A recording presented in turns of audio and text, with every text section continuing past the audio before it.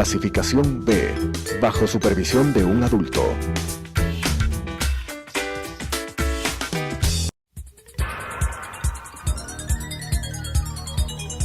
Las opiniones vertidas en este espacio por la producción y dirección del programa son de exclusiva responsabilidad de sus autores y de quienes intervienen en ellos.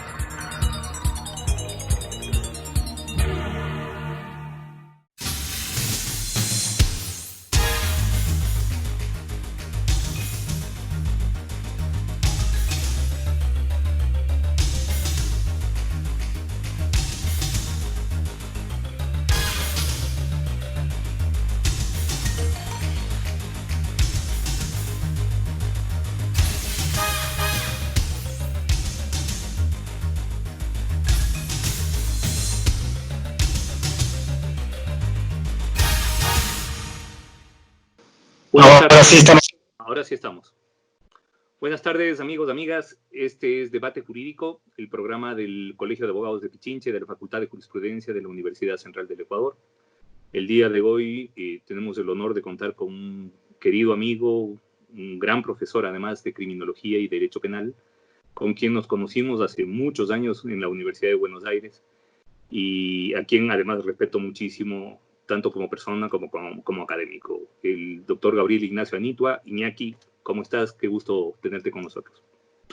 Es un gusto verte, lamentablemente no personalmente.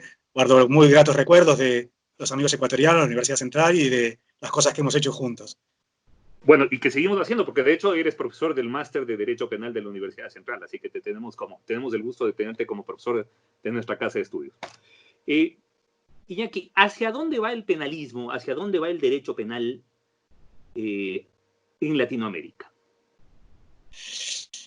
Qué pregunta global, compleja, y además en qué contexto en el que cambian todas las perspectivas, los planes, digamos, que teníamos. Antes de la emergencia, ¿hacia dónde veías tú que caminaba el derecho penal? Por ejemplo, la despenalización de la venta de marihuana en Uruguay, yo creo que es una señal interesante.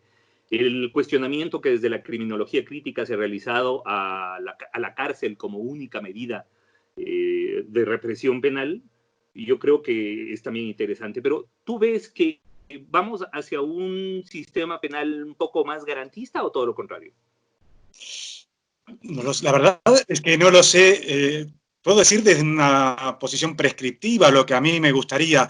Hacia dónde va no lo sé, porque sí que noto que hay como unas profundas tensiones. Se habla de grietas en términos políticos, y yo creo que esto también se traslada a la política criminal.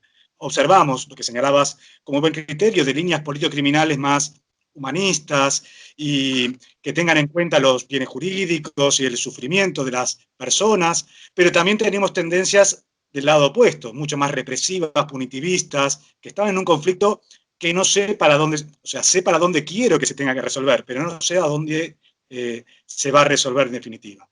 Me parece, no obstante, que esta crisis actual, la del COVID-19, nos lleva a repensar muchas cosas. Las cosas nuevas, pero también las que estaban de antes.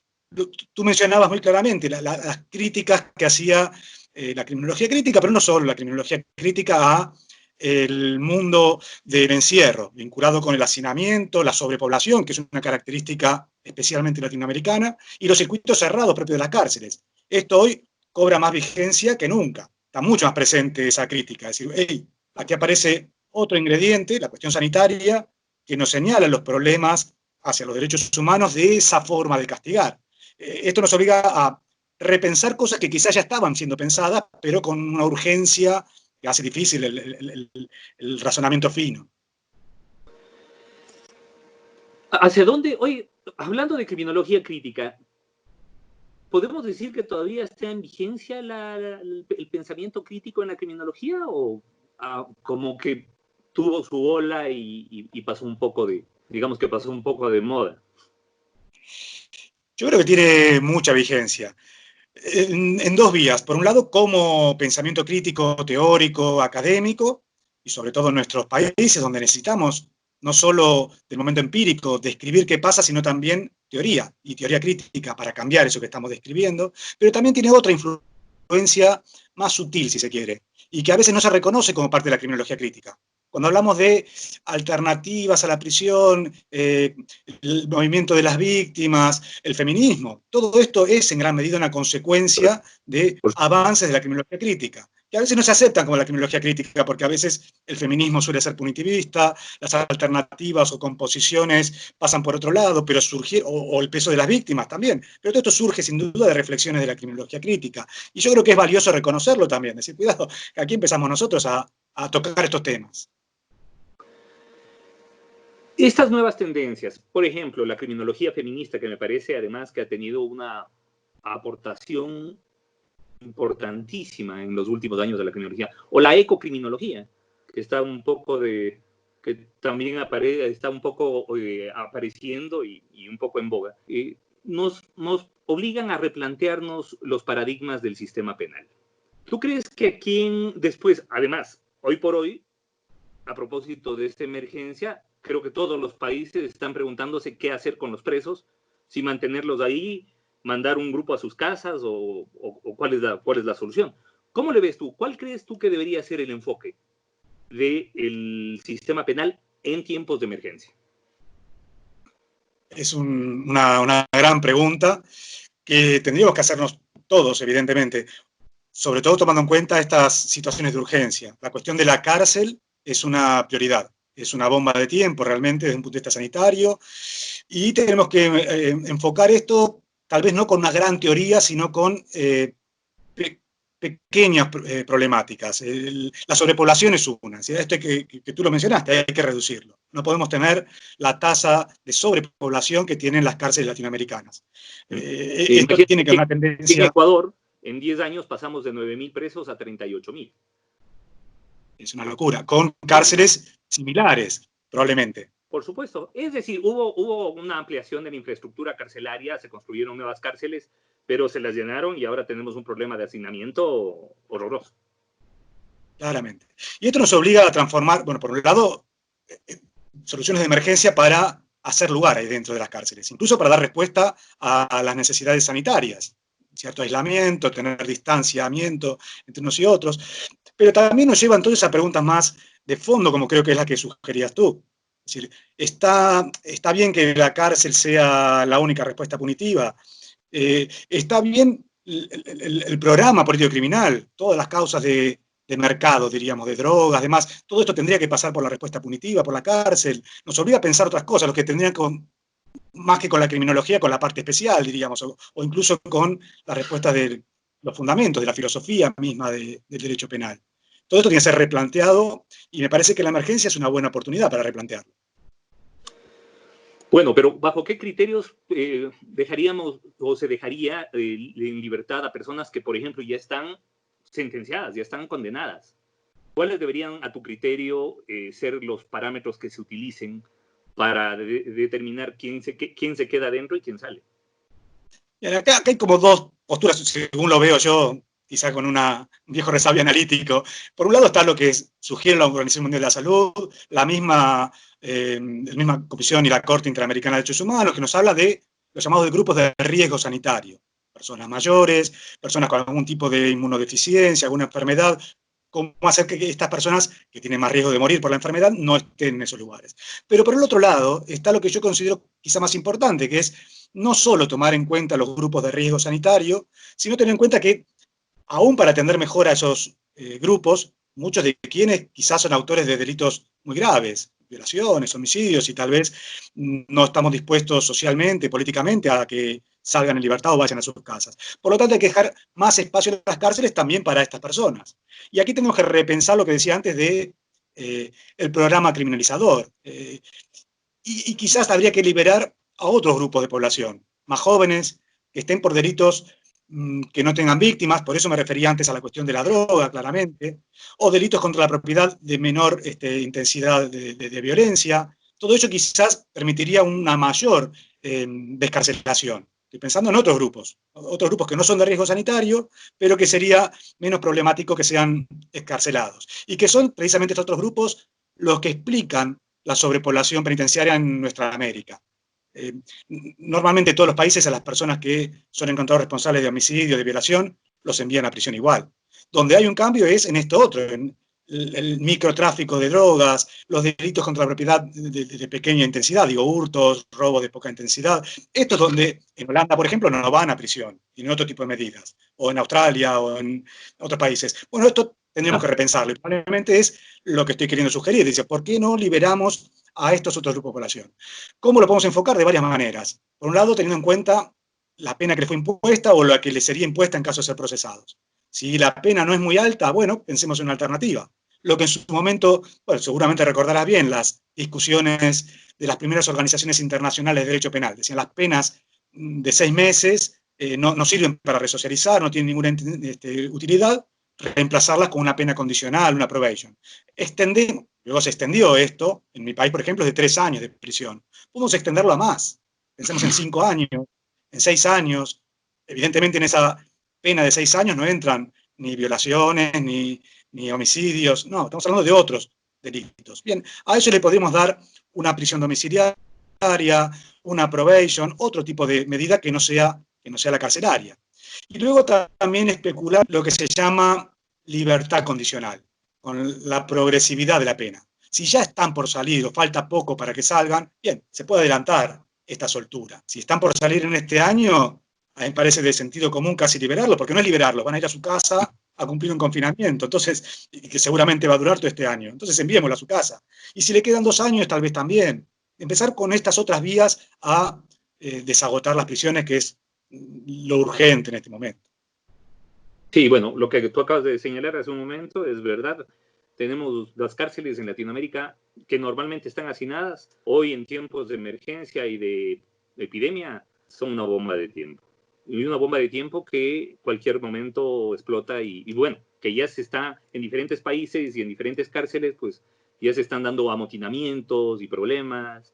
Ahora mismo estoy hablando contigo, pero estoy pendiente también de la cárcel de Devoto, la de la Ciudad de Buenos Aires, donde hay un motín, tanto los presos ocuparon los techos, se sospecha que una persona puede haber caído de ahí y muerto, porque ciertamente también esto es grave, no solo tienen riesgo de morir las personas que son ancianos o inmunodeprimidos, pueden morir por balazos, por fracasos, por caer de un techo, la angustia que este confinamiento provoca en todos nosotros, en el ámbito de las prisiones es mucho más grave y genera respuestas mucho más violentas también. Y esto tiene que ser atendido. Y esto también puede ser atendido vaciando en parte esas cárceles. Y aquí el tiempo es siempre nuestro enemigo. Terminamos este primer bloque. Volvemos luego de un...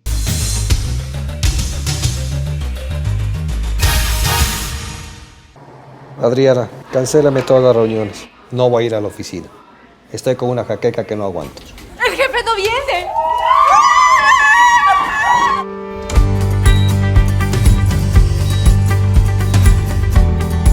¿Estás seguro? Salió bien. Muy bien. Bueno.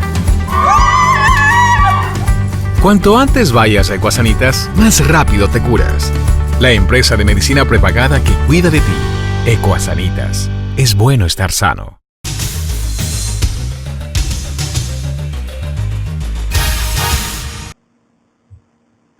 Volvemos con Debate Jurídico, el programa de la Facultad de Jurisprudencia de la Universidad Central del Ecuador y del Colegio de Abogados de Pichincha. El día de hoy tenemos el honor de contar con el profesor Gabriel Ignacio Nicua Iñaki,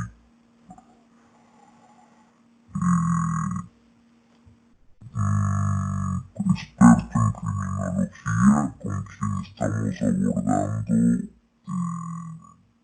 varios aspectos relacionados hacia dónde va la criminología, hacia dónde va el sistema penal en Latinoamérica y sobre todo en estos tiempos de emergencia, ¿qué hacer? Uno de los temas que señalabas tú, Iñaki, en el primer bloque, es que debería ubicarse mecanismos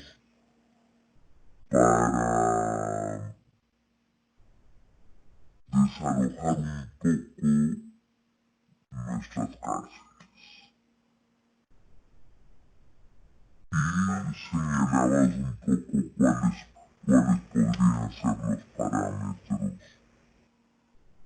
¿Tú le ves viable eso de aquí al corto plazo?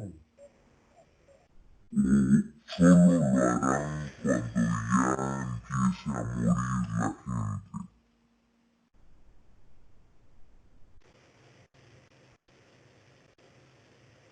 Se actúe racionalmente y que desde todos los poderes públicos, el judicial en primer lugar, pero también el ejecutivo y el legislativo, se actúe antes de que haya estos resultados tan negativos, se actúe de tal manera que creo que están orientando bien a los poderes la respuesta sanitaria. La respuesta sanitaria dice, más vale lo hacemos antes que a posteriori. A posteriori ya es muy tarde, tenemos muchos problemas.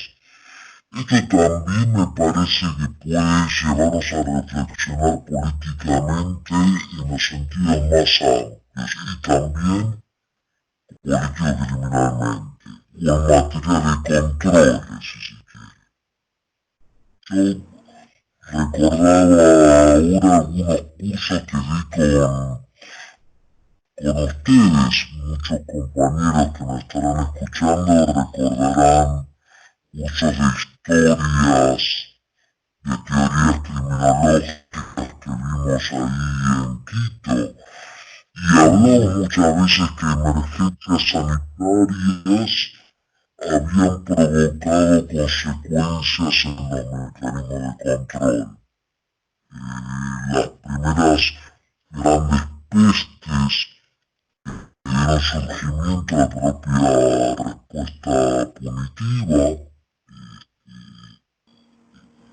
a fines de la Edad Media, principios de la modernidad, y sobre todo en el siglo XIX, que los temores a los contagios dieron nacimiento a los mecanismos de control, tanto el del encierro y el penitenciario, psiquiátrico y demás, como a los controles en las grandes ciudades. La policía surge como consecuencia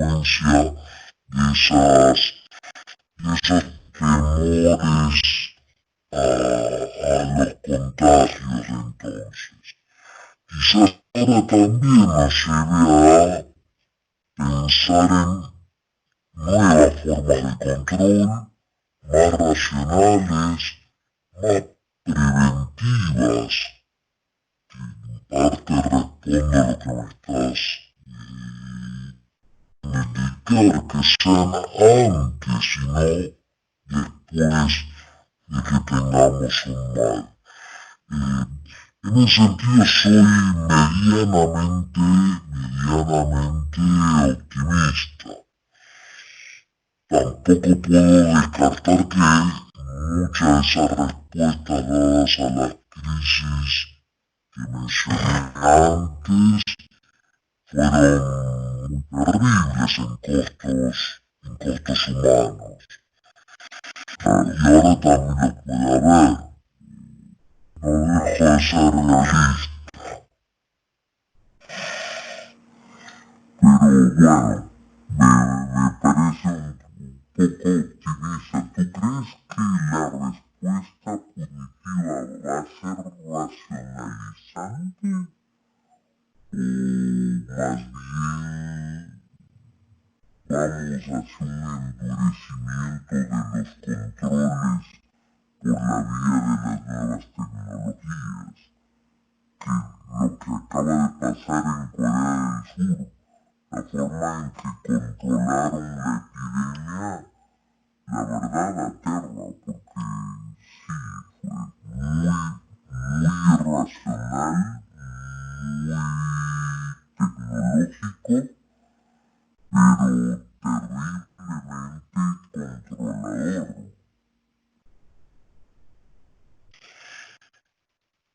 Más racional necesariamente tiene que serlo, más tecnológico también. No podemos ir hacia atrás en la evolución o el desarrollo de las nuevas tecnologías.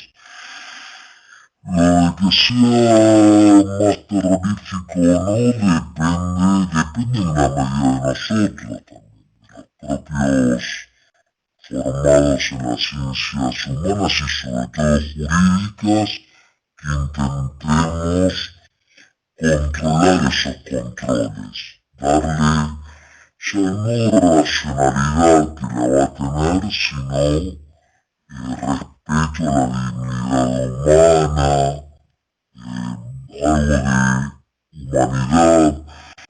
No necesariamente los mayores controles tienen que por qué ser más terroríficos también, incluso muchas veces pueden ser lo menos.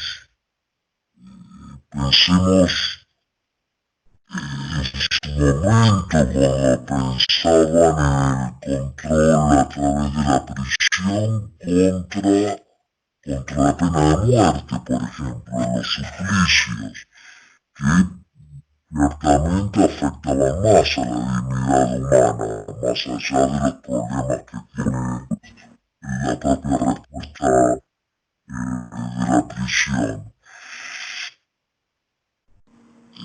Es cierto que debemos estar muy atentos a la pérdida de ciertas libertades, el ámbito que conocemos,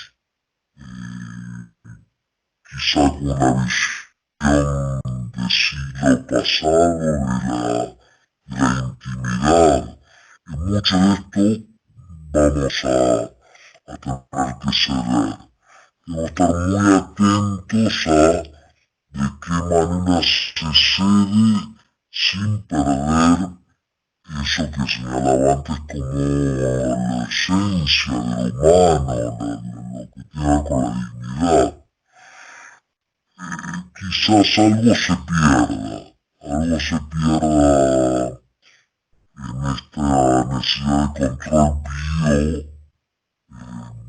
necesidad de control biotecnologizado. No es solo la tecnología, el internet y demás, sino también el control sobre aspectos muy íntimos que hacen a la salud, pero que son muy íntimos de cada ser humano. Esto es un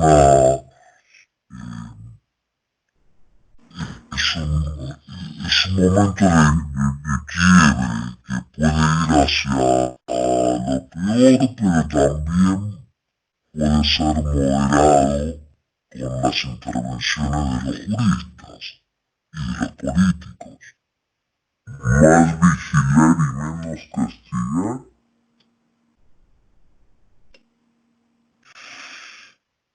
Vamos a estar más vigilados, pero sí, seguramente vamos a estar más vigilados. Perdemos, muchas veces voluntariamente estamos perdiendo intimidad. Pienso en las redes sociales, eres un experto en la obra de Michel Foucault. ¿Qué crees que pensaría él en este momento? Si él escribiera decirlo, ¿cómo crees que evaluaría Foucault a este momento de epidemia y de tecnología?